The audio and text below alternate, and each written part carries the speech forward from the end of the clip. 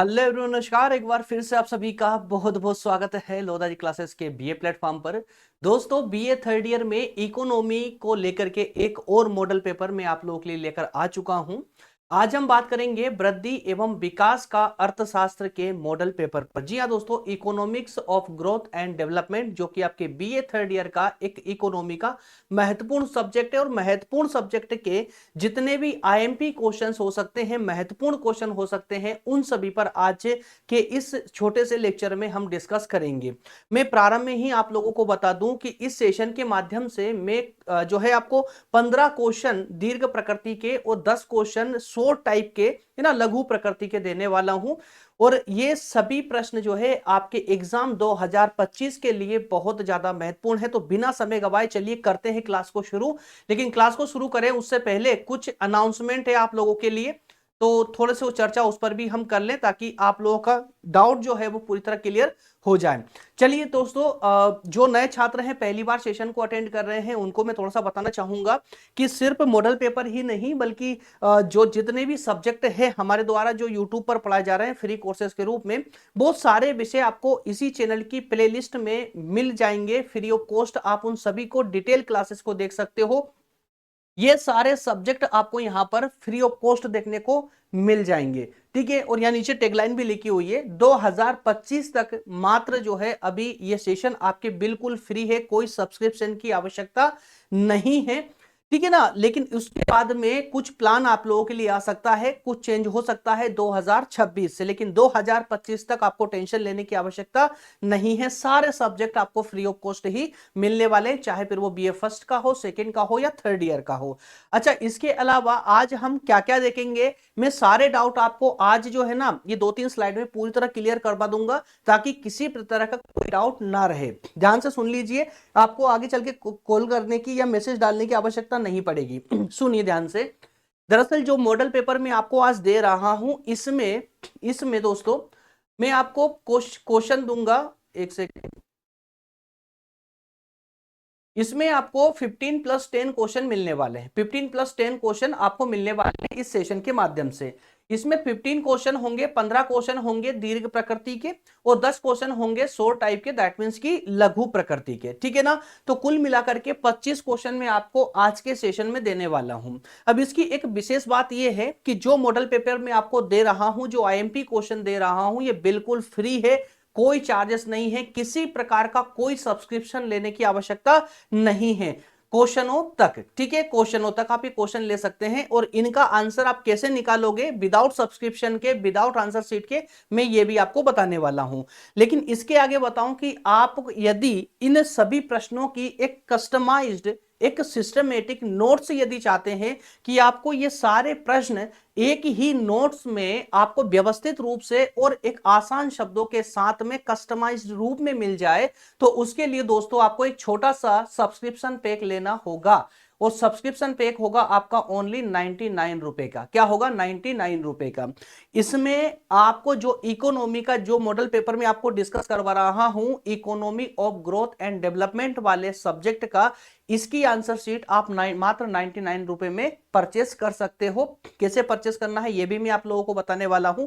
लेकिन इसमें एक विशेष ऑफर और है, एक विशेष स्पेशल ऑफर और है। वो क्या है कि यदि आप बीए थर्ड ईयर के छात्र हैं और आप चाहते हैं कि सभी सब्जेक्टों के मॉडल पेपर की आंसर शीट का प्री सब्सक्रिप्शन आप लेना चाहे, तो उसके लिए एक बहुत शानदार प्लान है कि आप 249 में सभी विषयों का, जितने भी विषय आपके पास हैं, उन सभी विषयों के मॉडल पेपर की आंसर शीट जो है आपको बार बार पे नहीं करना पड़ेगा, बार बार सब्सक्रिप्शन नहीं लेना पड़ेगा। सिर्फ 249 के सब्सक्रिप्शन में सभी सब्जेक्ट की आंसर शीट आपको उपलब्ध हो जाएगी। दोनों पर समझ गए ना। तो यदि एक सब्जेक्ट की परचेस करते हैं, आप सब्सक्रिप्शन लेते हैं, तो 99 रुपए फर्स्ट ऑफर, 99 रुपए, ठीक है, पर सब्जेक्ट। और ऑल सब्जेक्ट जो भी आपके सिलेबस में सब्जेक्ट हैं, उन सभी सब्जेक्टों की अगर मॉडल पेपर की आंसर शीट यदि आप चाहते हैं तो 249 रुपए का सब्सक्रिप्शन आपको लेना होगा। अच्छा, इसके लिए करना क्या होगा, कैसे परचेस करोगे आप? तो ये कस्टमाइज्ड नोट्स प्राप्त करने के लिए आपको जो नीचे नंबर दिए गए हैं, इस नंबर पर कॉल या व्हाट्सएप करना है। यदि कॉल अटेंड नहीं किया जाता है तो आप व्हाट्सएप पर मैसेज भी डाल सकते हैं। आप इस पेज का जो है स्क्रीनशॉट ले लें और इस स्क्रीनशॉट को भी यदि आप व्हाट्सएप कर देते हैं आप हमें और बता देते हैं कि नोट्स की आवश्यकता है, कौन सा सब्सक्रिप्शन आपको चाहिए, 99 रुपए या 249 का, ये आप लोग आप जो है व्हाट्सएप पर बता देंगे तो भी आपको वहां से सब्सक्रिप्शन मिल जाएगा, पूरे प्लान आपको वहां पर समझा दिया जाएगा। क्लियर है? चलिए, तो अब इसके बाद बात कर लेते हैं कि जिन दोस्तों को सब्सक्रिप्शन नहीं लेना है, ना तो 99 रुपए का और ना ही 249 रुपए का, तो उनके लिए क्या है? तो दोस्तों परेशान ना हो, बिना सब्सक्रिप्शन के भी आपको थोड़ी सी मेहनत करनी पड़ेगी और वो मेहनत ये कि इन 25 जो प्रश्न मैं आपको देके जा रहा हूं इनके आंसर आपको ढूंढने पड़ेंगे। ढूंढने कहां से है? तो उसका तरीका यही है कि जो भी आपके पास पुस्तक है उस पुस्तक से, और जहां पर पुस्तक में कोई प्रश्न ना मिले तो आप उसे गूगल से भी सर्च कर सकते हैं। कैसे सर्च करोगे? तो इसका तरीका भी मैं आपको जब अंदर क्वेश्चन डिस्कस करवाऊंगा, आईएमपी क्वेश्चन, तो उस समय बताते हुए चलूंगा कि आपको सर्च करना कैसे है। लेकिन जो सब्सक्रिप्शन ले लेते हैं उनको कोई सर्च करने की आवश्यकता नहीं पड़ेगी। एक प्रॉपर प्रकार की आंसर शीट पीडीएफ के रूप में आपके मोबाइल पर आ जाएगी, व्हाट्सएप पर लिंक सेंड कर दी जाएगी, वहां से आप डाउनलोड करेंगे और आपको सिर्फ वो आंसर शीट के 25 क्वेश्चन ही पढ़ना है, इसके अलावा कुछ और पढ़ने की आवश्यकता नहीं पड़ेगी। क्लियर है? चलिए, और इतना ही नहीं, एक ऑफर और भी है आप लोगों के लिए। यदि आपका मेजर में पॉलिटिकल साइंस है जिसमें लोक प्रशासन और भारत की विदेश नीति वाला विषय है, तो दोस्तों आप हमारे लोक प्रशासन की स्पेशल नोट्स को भी जो है परचेस कर सकते हैं।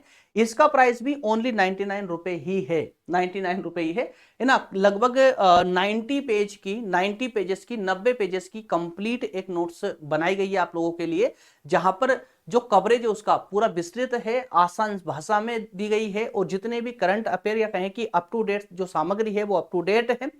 ठीक है, उसे आसानी से आप डाउनलोड कर पाएंगे। कुल मिलाकर के लोक प्रशासन की जो 80 पेजेस की नोट्स दी जा रही है आपको, उसमें सिर्फ वही कंटेंट है जो आपको सिर्फ पढ़ना है। किताब की तरह नहीं है कि सब कुछ उसमें भर दिया जाए और आप कंफ्यूज होने की आवश्यकता नहीं पड़ेगी उसमें। ठीक है ना? तो इसके लिए भी आप हमें व्हाट्सअप कर सकते हैं। क्लियर है? लोक प्रशासन के नोट्स परचेस करने के लिए भी। चलिए अब शुरू करते हैं अपनी क्लास को और लेते हैं आज के इंपॉर्टेंट जो भी प्रश्न है। पहले 15 प्रश्न जो दीर्घ प्रकृति के हैं उन पर डिस्कस करेंगे, उसके बाद में जो है 10 लघु उत्तरी प्रकृति के प्रश्नों पर डिस्कस करेंगे। क्लियर है? चलिए लेते हैं आज का पहला क्वेश्चन। अच्छा, करना आंसर कैसे सर्च करना वो भी मैं आपको बताऊंगा, प्रश्न पढ़ना कैसे है ये भी आपको बताते हुए चलूंगा। तो सेशन के एंड तक बने रहना बहुत जरूरी है ताकि आप लोगों का एक एक डाउट पूरी तरह क्लियर हो जाए। सिर्फ प्रश्न को यहां से ले लिया, पढ़ लिया, किताब में ढूंढ, इससे काम नहीं होता दोस्त, है ना। क्योंकि हूबहू प्रश्न ना आपको किताब में मिलेगा और ना ही आपको गूगल पर सर्च करोगे तो मिलेगा और ना ही एग्जाम सेंटर में एग्जाम पेपर में मिलेगा। हूबहू नहीं मिलेगा, सेम टू सेम नहीं मिलेगा, कुछ ना कुछ बदलाव जरूरी है। और इसलिए जो तरीका मैं बता रहा हूं ना उसको ध्यान से सुनिए, आपकी जो समस्या है ना हमेशा के लिए खत्म हो जाएगी। क्या क्या तरीका है उसका? तो पहले प्रश्न को आप पहले आसानी से पढ़िए। इसको क्या बोल रहा पहला प्रश्न? पहला प्रश्न है आर्थिक विकास का अर्थ बतलाइए तथा इसकी विशेषताएं बतलाइए। आर्थिक विकास का अर्थ और इसकी विशेषताएं। अथवा में दिया गया है कि आर्थिक विकास की अवधारणा को समझाते हुए आर्थिक विकास की प्रकृति को भी समझाइए। और फिर अथवा में है कि आर्थिक विकास की परिभाषा देते हुए इसकी विशेषताओं को बतलाइए। देखिए, अब जहां पर मैंने मार्क किया है, जहां पर ये गोल गोल राउंड मारा है ना, ये आपकी मेन टर्म है। प्रश्न की भाषा पर बिल्कुल भी नहीं जाना है आपको। करना क्या है? प्रश्न की टर्म को पकड़ना है, चाहे फिर वो किताब के अंदर प्रश्न हो, चाहे वो एग्जाम सेंटर में आपके क्वेश्चन पेपर में प्रश्न हो, उसकी टर्म को पकड़ना है कि दरअसल बोल क्या रहा है। और ऐसा करने से एग्जाम सेंटर में आपका टाइम बहुत ज्यादा बचने वाला है, क्योंकि आपको जो गुमराह करती है ना वो प्रश्न की लैंग्वेज होती है, ना कि उसकी टर्म। तो टर्म पर फोकस करेंगे। अब इसका आंसर बिना सब्सक्रिप्शन वाले बच्चों के लिए बता रहा हूं कैसे निकालोगे इसका आंसर। देखिए, सबसे पहले आप किताब हो या गूगल कहीं पर भी सर्च कर रहे हो आप, तो आर्थिक विकास तो आपके मेन कंटेंट हो गया, मेन टॉपिक हो गया आपका। अब इस आर्थिक विकास से संबंधित कौन कौन सी टर्म आपको सर्च करनी है? सबसे पहले तो आर्थिक विकास का अर्थ सर्च करोगे आप, और अर्थ के साथ ही आप उसकी परिभाषा को सर्च करोगे। क्लियर है? तो अर्थ निकाल लिया, उसकी दो परिभाषाएं, कम से कम दो परिभाषाएं आपने देख ली। उसके बाद में इसकी विशेषताओं पर फोकस करोगे, उसके बाद प्रकृति निकालोगे। क्लियर है? और बाकी ये विशेषताएं यहां पर रिपीट हुई है तो इसकी आवश्यकता नहीं पड़ेगी। क्लियर है? तो यहां कुल मिलाकर के आपसे 4 टर्म पूछी गई है ना, अर्थ, परिभाषा, विशेषता और प्रकृति, ये 4 टर्म आपसे यहां पर पूछी गई है। प्रश्न 3 है, 4 टर्म पूछी गई है। अब आप 2 या 3 प्रश्नों के रूप में नहीं पढ़ोगे इसको। अब क्या करना है आपको जब आप इसको तैयार करोगे इसका आंसर, तो आपको इसकी चारों टर्म तैयार करनी है और इसी चारों टर्म से आर्थिक विकास वाला कॉन्सेप्ट पूरी तरह क्लियर हो जाएगा। और इसी प्रकार से आपको अपनी बुक में सर्च भी इसके टर्म के अनुसार ही करना है। जरूरी नहीं है कि किताब में एक ही प्रश्न में ये चारों टर्म मिल जाए, जरूरी नहीं है ना। अगले पार्ट में भी मिल सकती है, अगले क्वेश्चन में भी मिल सकती है, जहां से मिले ना पिक कर लीजिए। बात समझ आई? चलिए अगला प्रश्न लेते हैं। अगला प्रश्न है जो देखिए 10-15 प्रश्न में दे रहा हूं ना, 15 ही प्रश्न बहुत ज्यादा इंपॉर्टेंट है, इसलिए यहां से एक भी प्रश्न को हटाने की कोई संभावना नहीं है। कोई चांसेस नहीं कि इसको एक आध प्रश्न को यहां से इग्नोर कर दें या हटा दें, सभी मोस्ट इंपॉर्टेंट प्रश्न है। हाँ, एक बात और है, ये प्रश्न जो है ना 2024 के मॉडल पेपर से हूबहू मैच होते हैं, क्योंकि सिलेबस में कोई बदलाव नहीं है। लेकिन हाँ, इसके आंसर शीट में कुछ बदलाव किए गए हैं। आंसर शीट में जो प्रश्न थे उनमें महत्वपूर्ण बदलाव किए गए हैं, इसलिए थोड़े फोकस्ड हो जाइएगा। चलिए अगला प्रश्न है, सुमंगलम विकास पारंपरिक प्रगति और विकास के प्रतिष्ठित दृष्टिकोण से कैसे भिन्न है? सॉरी, क्या कहा जा रहा है? सुमंगलम विकास जो है ये पारंपरिक प्रकृति वाला जो दृष्टिकोण था, है ना, या विकास का प्रतिष्ठित दृष्टिकोण, इन दोनों से किस प्रकार से भिन्न है, अलग है, समझाइए। सिंगल प्रश्न है। क्लियर? उसके बाद में अगला प्रश्न आता है आपका ग्रोस डोमेस्टिक हैप्पीनेस इंडेक्स, से आपको पता ही होगा, है ना, जीडीएच इस इंडेक्स को बोला जाता है, मैंने पढ़ाया भी है डिटेल क्लासेस में। और ग्रोस डोमेस्टिक प्रोडक्ट जिसको हम जीडीपी बोलते हैं, इन दोनों के बीच में अंतर आपको बताना है। इसके अलावा जीडीएच की अवधारणा को हाल ही में क्यों प्राथमिकता दी जा रही है, मतलब कि वर्तमान में ये अत्यधिक प्रासंगिक क्यों बना हुआ है? कौन सा? जीडीएच जो इंडेक्स है, ग्रोस डोमेस्टिक हैप्पीनेस, ये प्रासंगिक क्यों बना हुआ है, इसका महत्व क्या है? बात समझ आई? तो आपको यहां पर दोनों टर्म पर पूरी पकड़ होनी चाहिए, जीडीएच और जीडीपी। क्लियर है? चलिए अगले प्रश्न की ओर मूव करते हैं। अगला प्रश्न है आपका कि एक देश के भिन्न क्षेत्रों में प्रति व्यक्ति आय में विभिन्नताओं को प्रभावित करने वाले कुछ कारक क्या हो सकते हैं, और प्रति व्यक्ति आय और ग्रोस डोमेस्टिक प्रोडक्ट में कैसा अंतर होता है, और इसे आर्थिक कल्याण का बेहतर मापक क्यों माना जाता है? इकोनॉमी में दोस्त ऐसे ही प्रश्न आते हैं, अगर टर्म पे फोकस नहीं किया गया तो प्रश्न आपको उलझा देगा, वो 4 से 5 बार एग्जाम सेंटर में पढ़ने पर मजबूर कर देगा। तो आप इतने ट्रेंड होकर के जाइए कि एक ही बार प्रश्न पढ़ें और आपको वो प्रश्न पूरी तरह समझ आ जाए। मैं फिर से एक बार रिपीट करता हूं, और अब टर्म पर जो है यहां पर मैं हाईलाइट करता हूं टर्म को, इसकी टर्म को हाईलाइट करूंगा, इससे आपको पूरा, है ना, कैच होगा प्रश्न। देखिए, एक देश के विभिन्न क्षेत्रों में प्रति व्यक्ति आय, एक देश के अलग अलग क्षेत्रों में प्रति व्यक्ति आय में विभिन्नताओं को प्रभावित करने वाले कारक, एक ही देश के अंदर एक क्षेत्र की प्रति व्यक्ति आय कुछ अलग है पर कैपिटा इनकम, और दूसरे क्षेत्र की पर कैपिटा इनकम अलग है। तो ये जो अलग अलग है, दैट मीन्स कि जो इस पर कैपिटा इनकम को जो प्रभावित कर रहे हैं कारक, वो कारक आपसे पूछे गए हैं। ठीक है, तो यहां सिंपल वे में अगर कहूं तो प्रति व्यक्ति आय को प्रभावित करने वाले कौन कौन से कारक हैं, आपको उन कारकों को पता करना है। इसके अलावा प्रति व्यक्ति आय और ग्रोस डोमेस्टिक प्रोडक्ट जीडीपी, ठीक है, पर कैपिटा इनकम और जीडीपी में क्या अंतर होता है, डिफरेंस क्या है ना, डिफरेंस बताना है। इसके अलावा इसे आर्थिक कल्याण का बेहतर मापक क्यों माना जाता है, किसको? प्रति व्यक्ति आय को आर्थिक कल्याण का मापक क्यों माना जाता है? तो यहां पर आपसे 4 टर्म विशेष रूप से पूछी गई है। प्रति व्यक्ति आय, जीडीपी, प्रति व्यक्ति आय को प्रभावित करने वाले कारक। तो यहां पर आपको प्रति व्यक्ति आय का भी पता होना चाहिए, प्रति व्यक्ति आय होती क्या है, उसके बाद में उसको प्रभावित करने वाले कारक पता होना है। इसके बाद में जीडीपी और प्रति व्यक्ति आय में डिफरेंस क्या है, अंतर क्या है, और वहीं जो प्रति व्यक्ति आय है पर कैपिटा इनकम, ये आर्थिक कल्याण के मापक के रूप में किस प्रकार अपनी भूमिका निभाती है, किस प्रकार अपनी भूमिका निभाती है। आओ भाई,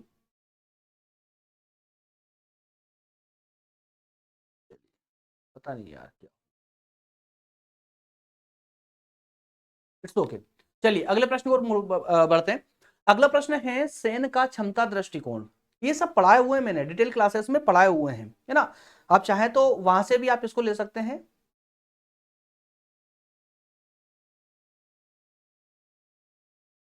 एक सेकेंड फ्रेंड्स।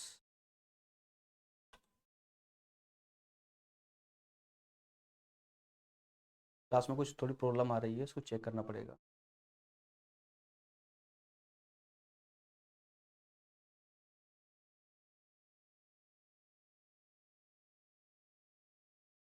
ओके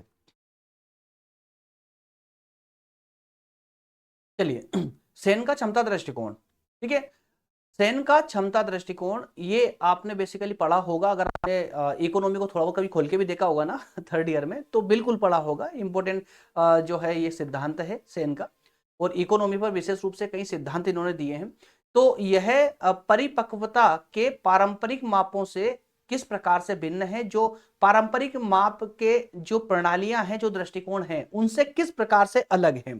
इसके अलावा इसके साथ ही विकास के संदर्भ में क्षमता दृष्टिकोण कैसे मानव कल्याण और स्वतंत्रता को प्राथमिकता देता है। किसको? मानव कल्याण को और मानव की स्वतंत्रता को, मतलब राज्य के कम से कम हस्तक्षेप को किस प्रकार से प्राथमिकता देता है। तो यहां पर कुल मिलाकर यदि आप सेन का क्षमता दृष्टिकोण बेहतर तरीके से क्लियर कर लेते हैं तो आपके ये सारे कॉन्सेप्ट जो है उसी के अंदर मिल जाएंगे।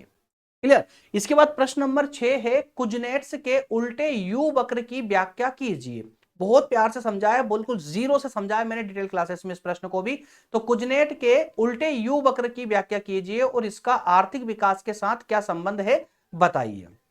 ठीक है ना। चलिए अगले प्रश्न की ओर बढ़ते हैं। एक बात और आपके दिमाग में चल रही होगी जो नए छात्र हैं दरअसल, कि सर आप इंपोर्टेंट प्रश्न दे रहे हैं, तो क्या इतना विश्वास किया जा सकता है इन प्रश्नों पर कि ये इनकी संभावना अत्यधिक है आने की।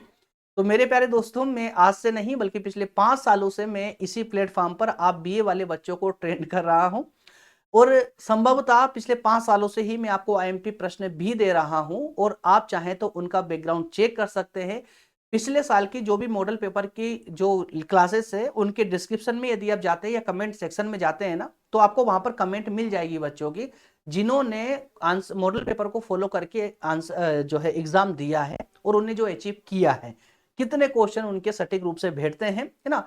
तो मैं पूरे विश्वास के साथ कहता हूं कि अगर आप मॉडल पेपर जो मैं दे रहा हूं, इस मॉडल पेपर को अगर 100% पूरी ईमानदारी से कर लेते हो तो आपको एग्जाम से निराश होकर आने की आवश्यकता नहीं पड़ेगी। एक भी प्रश्न आप छोड़कर नहीं आओगे, सभी प्रश्नों को अटेम्प्ट करके आओगे, ये मेरी अरे गारंटी क्या, आप करके तो देखिए एक बार, है ना। पढ़ लीजिए ना, एक्स्ट्रा भी पढ़ लीजिए, बट पहले इन प्रश्नों की अच्छे से तैयारी कर लीजिए। आपको एक पेपर देने के बाद ही समझ आ जाएगा इन मॉडल पेपर की क्या वैल्यू है। चलिए अगला प्रश्न है सतत विकास लक्ष्य। सतत विकास लक्ष्य, सस्टेनेबल डेवलपमेंट गोल, जिसको हम एसडीजी बोलते हैं ना। तो जो हमारा सस्टेनेबल डेवलपमेंट गोल है 2030 के लिए, तो इस एजेंडा के मुख्य उद्देश्य क्या है। उद्देश्य तो सबसे पहले तो आपको इस सतत विकास लक्ष्य 2030 क्या है, किस किन तथ्यों को लेकर के ये एजेंडा रखा गया है, 2030 के लिए लक्ष्य रखा गया है ना, उसके बारे में जानकारी होनी चाहिए। उसके बाद इसके उद्देश्य क्या है, और यह है गरीबी और असमानता जैसे मुद्दों का समाधान करता है, ये तो तय है, लेकिन कैसे करता है ये पता होना चाहिए। तो सतत विकास लक्ष्य का उद्देश्य और इसके समाधान, जो इसके प्रमुख मुद्दे हैं उनका समाधान करने की जो प्रक्रिया है, उसका वर्णन आपको इस प्रश्न के अंतर्गत करना है। चलिए अगले प्रश्न की ओर बढ़ते हैं। अगला प्रश्न ये प्रश्न नंबर 6 नहीं बल्कि 7 था, माफ कीजिएगा, ये प्रश्न नंबर 7, ठीक है ना। प्रश्न नंबर 8 है एडम स्मिथ का विकास का सिद्धांत। जी हाँ, बहुत इंपॉर्टेंट प्रश्नों में से एक, एडम स्मिथ का विकास का सिद्धांत और समीक्षात्मक टिप्पणी। अब यहां पर आपको आलोचनात्मक टिप्पणी भी करनी होगी इस प्रश्न में, ठीक है। तो एडम स्मिथ का जो विकास का सिद्धांत है कंप्लीट बताना है, उसके बाद में समीक्षात्मक टिप्पणी करनी है। अथवा में दिया गया है एडम स्मिथ के विकास के सिद्धांत का वर्णन कीजिए और इस सिद्धांत के गुण दोष भी बताइए। तो समीक्षा होती क्या, समीक्षा में हमें आलोचना भी करने होते हैं, उसके गुण भी बताने होते हैं। जिसे अथवा में दिया गया है ना, गुण दोष का वर्णन कीजिए, तो गुण दोष ही आपकी समीक्षा हो जाती है। पहले आप अर्थ बता दोगे उसका, एडम स्मिथ का विकास का सिद्धांत दरअसल क्या है, ये आप बताओगे, पूरा डिटेल में समझाओगे, उसके बाद में इसके गुण दोष का वर्णन करोगे। चलिए आगे बढ़ते हैं, प्रश्न नंबर 9 लेते हैं। रोस्टोव महोदय क्या है अगला प्रश्न? अगला प्रश्न है, रोस्टोव द्वारा बताई गई आत्मस्फूर्ति की अवस्था। आत्मस्फूर्ति की अवस्था पूरी तरह से, है ना, इसकी व्याख्या पूर्णतया व्याख्या कीजिए। तो आत्मस्फूर्ति की अवस्था क्या होती है रोस्टोव के द्वारा? रोस्टोव के द्वारा, या कहें कि रोस्टोव ने जो आत्मस्फूर्ति की अवस्था बताई है वह क्या है, और क्या भारत आत्मस्फूर्ति की अवस्था में पहुंच गया है, समझाइए। ठीक है, तो यहां कुल मिलाकर के रोस्टोव महोदय के द्वारा बताई गई आत्मस्फूर्ति की अवस्था के सिद्धांत पर चर्चा करनी है। और अथवा में दिया गया है, इसी के अथवा में है कि भारत ने आत्मस्फूर्ति से आत्मनिर्भरता की ओर संचालित विकास की अवस्था को उपार्जित कर लिया है, इस कथन पर प्रकाश डालिए। तो कुल मिलाकर के रोस्टोव महोदय ने जो आत्मस्फूर्ति का सिद्धांत दिया था और कहा था कि भारत आत्मस्फूर्ति की अवस्था में है, लेकिन भारत जो है आत्मस्फूर्ति से आत्मनिर्भरता की ओर आगे बढ़ चुका है, यह आपको समझाना है। अथवा में है आत्मस्फूर्ति की अवस्था से आत्मनिर्भरता की अवस्था में प्रविष्ट होने की विकास की प्रक्रिया। ठीक है, यह विकास की प्रक्रिया आपको समझानी है। ठीक है, और इस संबंध में जो कठिनाइयां उत्पन्न होती है उन कठिनाइयों को स्पष्ट कीजिए, कौन कौन सी कठिनाइयां सामने आती हैं। चलिए अगला प्रश्न है, Harold model. Harold model economy के एक महान विद्वान हेरोल्ड मॉडल की विशेषताओं का, है ना, हेरोल्ड महोदय के द्वारा दिए गए हेरोल्ड मॉडल की विशेषताओं का आलोचनात्मक परीक्षण कीजिए। तो यहां पर आपको ये हेरोल्ड मॉडल क्या था ये बताते हुए इसकी विशेषताएं बतानी है, साथ ही साथ इस हेरोल्ड मॉडल की जो है आपको आलोचना भी करनी है। अथवा में है हेरोल्ड मॉडल में छुरे की धार की साम्यावस्था क्या है, ये समझाइए। छुरे की धार की साम्यावस्था। ठीक है, चलिए अगले फटाफट लेते थोड़ा स्पीड से। निकोलस काल्डोर, निकोलस काल्डोर का वृद्धि मॉडल। ठीक है, निकोलस काल्डोर का वृद्धि मॉडल क्या है, वृद्धि मॉडल समझाना है। प्रश्न नंबर 12 है आपका, छिपी हुई बेरोजगारी को बचत क्षमता के रूप में उपयोग करने के संबंध में प्रोफेसर गॉडगिल, प्रोफेसर वकील और प्रोफेसर ब्रह्मानंद के विचारों का वर्णन कीजिए। तो यहां पर आपसे तीन विद्वानों के विचार पूछे जा सकते हैं, गॉडगिल, वकील और ब्रह्मानंद के। किस पर? तो छिपी हुई बेरोजगारी पर आपसे जो है तीन विद्वानों के विचार पूछे जा सकते हैं। इसके अलावा प्रश्न नंबर 13 है, पंडित दीनदयाल उपाध्याय के आर्थिक विचारों की वर्तमान परिप्रेक्ष्य में प्रासंगिकता को स्पष्ट कीजिए। कुल मिलाकर सिंपल वे में कहूं तो पंडित दीनदयाल उपाध्याय के जो आर्थिक विचार थे आज वर्तमान में किस प्रकार से हमारे लिए महत्वपूर्ण अर्थात प्रासंगिक हैं, चर्चा करनी है आपको। चलिए प्रश्न नंबर 14 है, भारत में पंचवर्षीय योजनाओं के लक्ष्यों व उपलब्धियों का वर्णन कीजिए। तो पंचवर्षीय योजनाओं में सभी योजनाओं को पता होना चाहिए आप लोगों को, कौन सी योजना कब आई थी और किसका क्या लक्ष्य रखा गया था और लक्ष्य के अनुसार क्या उपलब्धि रही उन योजनाओं की, ये सारी चर्चा इस प्रश्न के अंदर होनी चाहिए। इसके अलावा प्रश्न नंबर 15 है, योजना आयोग की स्थापना। दीर्घ प्रकृति के प्रश्नों में आखिरी प्रश्न है, योजना आयोग की स्थापना, योजना आयोग के बदले नीति आयोग की स्थापना के पीछे कारण क्या थे? तो दरअसल जो दोस्तों 2014 से पहले नीति आयोग के स्थान पर योजना आयोग काम करता था। आपसे पूछा यही जा रहा है कि योजना आयोग को हटा करके नीति आयोग स्थापित कर दिया गया है, इसके पीछे कारण क्या है, वो कारण बताने हैं। योजना आयोग और नीति आयोग की कार्यप्रणाली अलग अलग थी, किस प्रकार से, ये चर्चा भी आपको करनी है। तो इस प्रकार से 15 प्रश्न आपके दीर्घ प्रकृति के होते हैं कंप्लीट। अब बढ़ेंगे आगे 10 उन प्रश्नों पर जो हमारे लिए महत्वपूर्ण तो है ही, साथ ही साथ में दोहरी प्रकृति के हैं। दोहरी प्रकृति के दैट मीन्स कि कहे कि सिंगल टर्म को लेकर के, सिंगल टर्म बताने वाले प्रश्न हैं ये। 3 से 4 लाइन के या 5 लाइन के प्रश्न होते, ज्यादा लेंदी नहीं होते हैं, लेकिन ये जो है ना आप दीर्घ प्रकृति के प्रश्नों को ये विशेष रूप से सपोर्ट करते हैं, इसलिए इनको दोहरी प्रकृति का प्रश्न भी कहा जाता है ना। चलिए प्रश्न है, पहला प्रश्न है कि आर्थिक वृद्धि और आर्थिक विकास में क्या अंतर है, समझाइए। आर्थिक वृद्धि और आर्थिक विकास। वही प्रश्न नंबर 2 है, भारतीय अर्थव्यवस्था की प्रमुख विशेषताओं का संक्षेप में वर्णन कीजिए। तो भारत की अर्थव्यवस्था की विशेषताओं पर यह चर्चा करनी है। प्रश्न नंबर 3 है, सतत विकास का महत्व व आवश्यकताएं क्या है, बताइए। सतत विकास का महत्व और आवश्यकताएं, 2 टर्म यहां से पूछी गई है।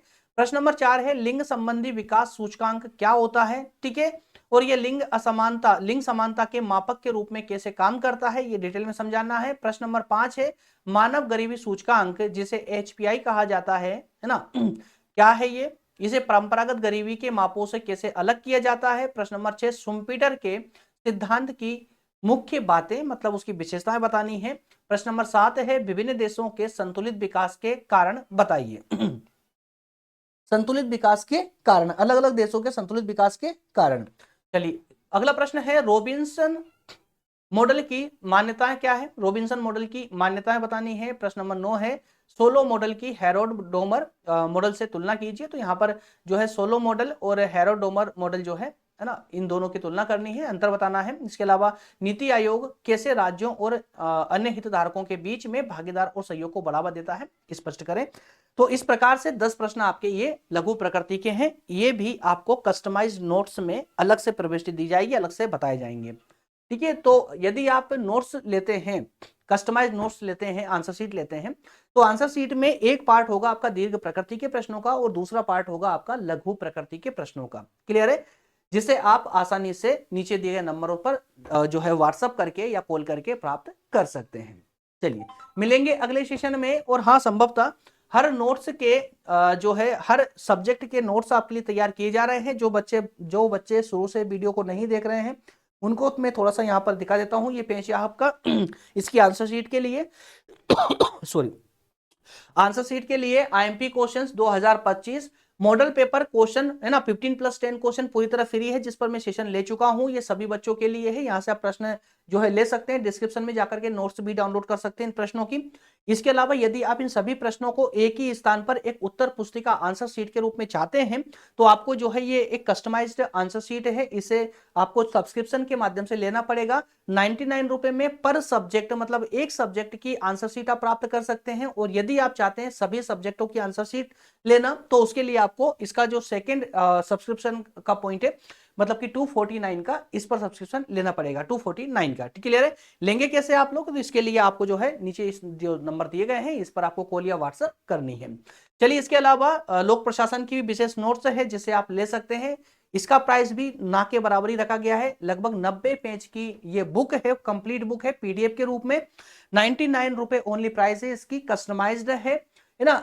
इसका कंटेंट ऐसा है कि आपको आपके पास यदि ये स्पेशल नोट्स है ना तो आपको कोई अन्य नोट्स या किताब बुक पढ़ने की आवश्यकता नहीं पड़ेगी।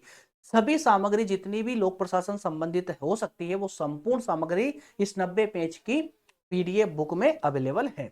चलिए इसी के साथ में बढ़ते हैं आगे। और अब दोस्तों आप मुझे कमेंट करके बताइएगा अगला मॉडल पेपर आप किस विषय पर चाहते हैं, बीए थर्ड ईयर में किस विषय पर आप अगला मॉडल पेपर देखना चाहते हैं, उसी सब्जेक्ट का मॉडल पेपर आपको प्रतिदिन मिलता रहेगा, मैं यही उम्मीद करता हूं।